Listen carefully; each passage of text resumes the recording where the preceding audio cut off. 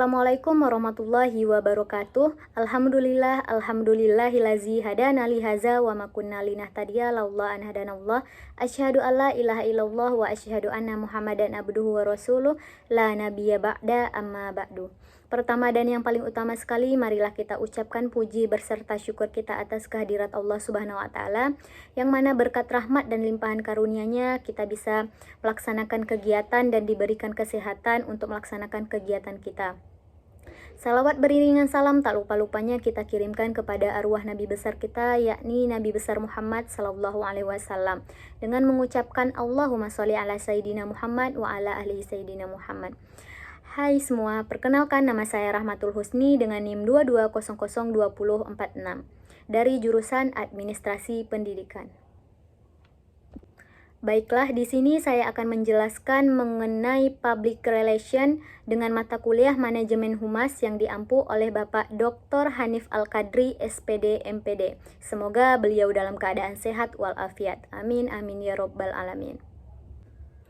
Public Relation. Public Relation merupakan mata kuliah wajib yang harus diambil bagi jurusan administrasi pendidikan. Gunanya tidak hanya di kampus ataupun di organisasi lainnya atau di lembaga-lembaga, tetapi juga digunakan untuk kehidupan masyarakat dan kehidupan sehari-hari. Konsep public relation bisa diambil dan dibawa dalam kehidupan secara rasional. Artinya, public relation menjadi kunci kesuksesan untuk melangkah ke langkah selanjutnya. Selanjutnya kita masuk pada konsep public relation. Yang pertama yaitu adalah marketing, yakni meyakinkan orang lain terhadap apa yang kita miliki. Contohnya membuat orang lain menarik terhadap produk atau jasa yang kita jual. Yaitu marketing juga bisa diartikan sebagai pemasaran, proses membuat orang lain tertarik pada produk atau jasa yang kita punya. Jika kita mampu meyakinkan orang lain terhadap produk atau jasa yang kita miliki, maka orang tersebut akan tahu bahwasannya produk kita itu dikenal atau layak dipasarkan ke tempat-tempat yang lain gitu. Adapun konsep relation yang kedua adalah advertising, sebuah penyajian pesan atau materi sebagai bentuk komunikasi dalam lembaga atau organisasi yang kita sajikan yang kita lakukan kepada masyarakat melalui media massa yang bersifat persuasif, seperti iklan atau cara mempromosikan produk atau jasa yang kita miliki sehingga orang lain tahu bahwasanya kita memiliki produk atau jasa tersebut. Adapun yang ketiga, branding. Ketika kedua langkah tersebut sudah dilakukan, maka orang lain bisa terima atau yakin atas jasa atau produk yang kita miliki. Branding itu juga dapat membuat orang lain mengerti atau tahu pada diri kita mempunyai branding atau mempunyai brand tersendiri terhadap diri kita sendiri. Nah, yang terakhir yaitu public relation. Pada bagian ini sudah mencakup keseluruhan konsep tadi. Yang pertama marketing, kedua advertising, ketiga branding, dan yang keempat public relation. Sudah mencakup semua hal tersebut. Jadi pada bagian ini kita harus membuktikan bahwasanya mengenai diri kita sehingga orang lain tidak perlu yakin dari omongan orang lain bahwasanya kita mempunyai brand atau mempunyai jasa produksi yang bagus, tetapi orang itu tahu dari sifat atau dari perlakuan kita, oh kita seperti ini, oh kita seperti ini, dan dia yakin dari kita sendiri, bukan dari orang lain.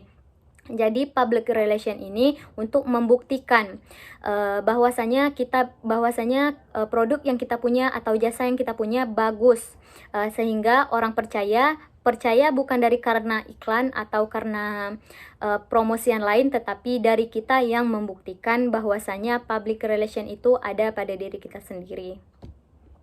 Dalam konsep umum ada satu proses.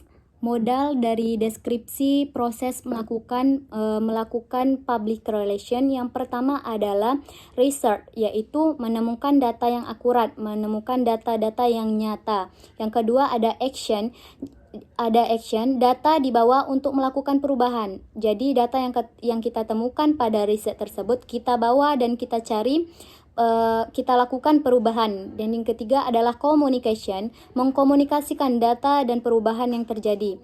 Kemudian yang terakhir adalah evaluasi. Kemudian dilakukan evaluasi dari data, kemudian perubahan, kemudian dikomunikasikan dan dicari. Pada evaluasi ini dicari tingkat peningkatan atau penurunan dari dilaksanakannya public relation tersebut, atau apakah sudah membaik atau malah menurun.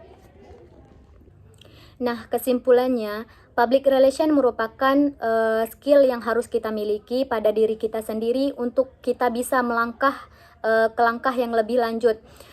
Pada umumnya, hebatnya kita itu ditentukan pada skill relation, pada public relation kita. Apabila kita memiliki skill public relation yang tinggi, maka peluang kita untuk terjun ke dunia kerja berikutnya lebih mudah.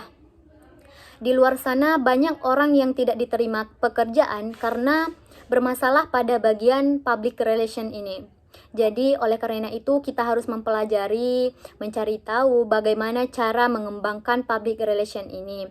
Dalam dunia pekerjaan juga sangat dibutuhkan untuk meningkatkan material atau gaji yang kita dapatkan. Apabila kita dapat meningkatkan public relation kita, maka banyak peluang kita untuk mengenal orang lain, peluang kita untuk naik jabatan atau mendapatkan tambahan-tambahan bonus lainnya. Oleh karena itu sangat sangat penting public relationship ini untuk dikembangkan oleh diri kita sendiri, terutama kita mahasiswa yang banyak berkomunikasi dalam lembaga-lembaga lain, baik itu organisasi ataupun pelaksanaan tugas di kelas.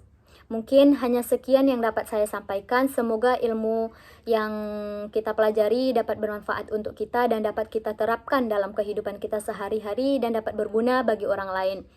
Apabila ada kesalahan, saya Rahmatul Husni memohon izin atas kekurangan dan kesalahan, saya mohon maaf. Wassalamualaikum warahmatullahi wabarakatuh.